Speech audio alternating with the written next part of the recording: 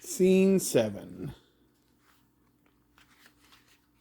Q line. Milker. We'll be in touch. Tell me, Holmes, why not arrest this blackguard at once? We know he's guilty. Proof. We have nothing against him. That's the cunning of it. There is Sir Charles's body, found dead without a single mark on him. Of more importance, there is an absence of motive. Why would he do it? What do you propose? Next cue line. Mrs. Lyons. His wife, he's not a married man. I'm afraid he is. Holmes. Madam, you had a most fortunate escape. You had him in your power, and he knew it. I suggest that you, for your own safety, you do not leave this room until tomorrow morning. Good afternoon. Watson, to Miss Lyons with sympathy. Take care of yourself. Holmes. Stapleton, then send your carriage back and let them know you intend to walk home. Sir Henry. Across the moor? Oh, the line there, sorry. But what will you keep telling me not to do? This time, you may do it safely. Sir Henry. That's what you tell me. Sir Henry. I'll say so, but I don't like it, he goes. I must say, this is rather hard on poor Sir Henry. Poor Sir Henry will thank us profusely if I can arrange to keep him alive. What is it, Holmes? What's the matter? These portraits on the wall, they are, I take it, in Henry's ancestors? Yes. Holmes. And all of them Baskervilles? That's right. The one you're staring at is Hugo, the one who started everything. Is something wrong? Holmes. You'll agree this portrait remarkable.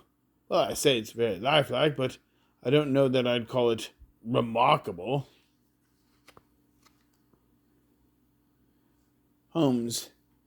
Now, does it remind you of anyone? Good Lord, it looks like Stapleton. Same beady little eyes. Same weak, flabby chin.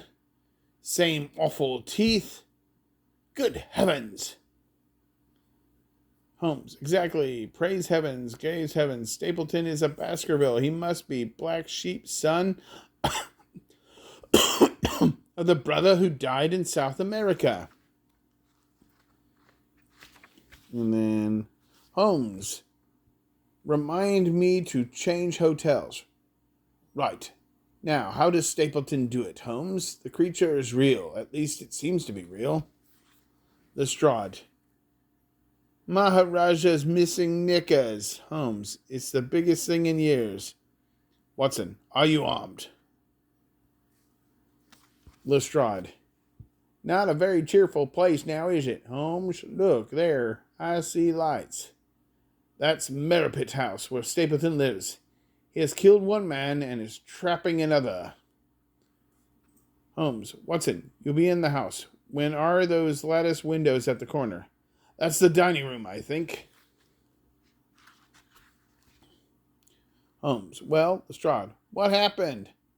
Dog. Enormous dog inside that building. Awful. And I saw no sign of Mrs. Stapleton at the table. Lestrade. Oh, Lord love a duck. Look at that. What? Lestrade. Leave it to me. I'll get to higher ground and I'll holler if I see anything. Good luck. Holmes. Is coming out from before the fog obscures everything. Look, one of the lights went out. Come on. That's Holmes. Come on. The fog's getting worse. I can hardly see the path now.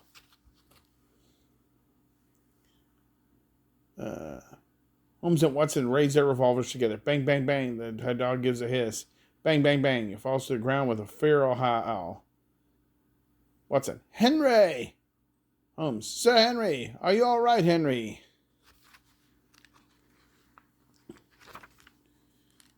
Henry. What is it? I can't hardly... He sees the corpse of the hound next to him. It's all right, it's dead. Scene 12, Merripit House. I'm afraid, Holmes says, I'm afraid, and now we must find him. We stay here, Watson. Quick, into the house. Scene 12, the Merripit House. Holmes and Watson burst through the door of Merripit House, their revolvers at the ready. Damn, no sign of him. Holmes, he must have heard the shots and run. He's not in the kitchen. Wait, I hear something. Voice. Lestrade, I hear it too. I think it's upstairs. Holmes, quickly, Watson, Lestrade, before he gets away. Mrs. Stapleton. Holmes, the brute. Take the shackles off. Mrs. Stapleton, no, not Jack. I mean Henry. Is he safe? Has he escaped the hound? He has. Mrs. Stapleton created a refuge in case he was ever found out. But could he find it in the dark like this?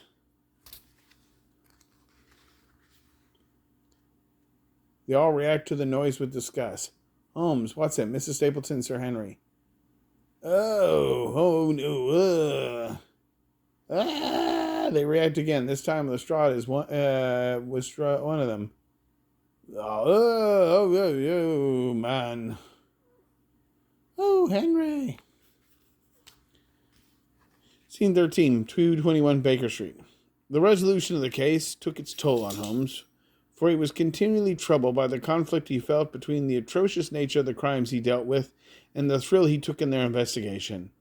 The hound, he said, was deep in all of us, the part of our souls that is dark and troubling, and it took him time to come to grips with it all. For my part, I was anxious to understand all the details of what had occurred, so that I could begin to chronicle his latest exploit.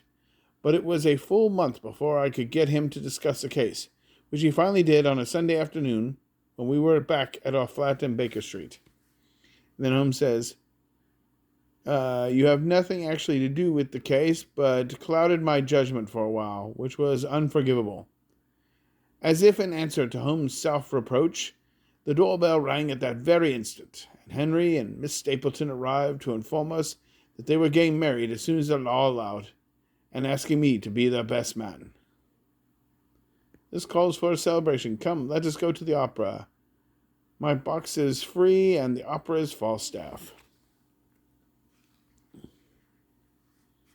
And then Mrs. Stapleton, we owe everything to the two of you, and we're very grateful. Abashed, modest. She's doing our job, that's all. Holmes, well, Watson? Yes, Holmes.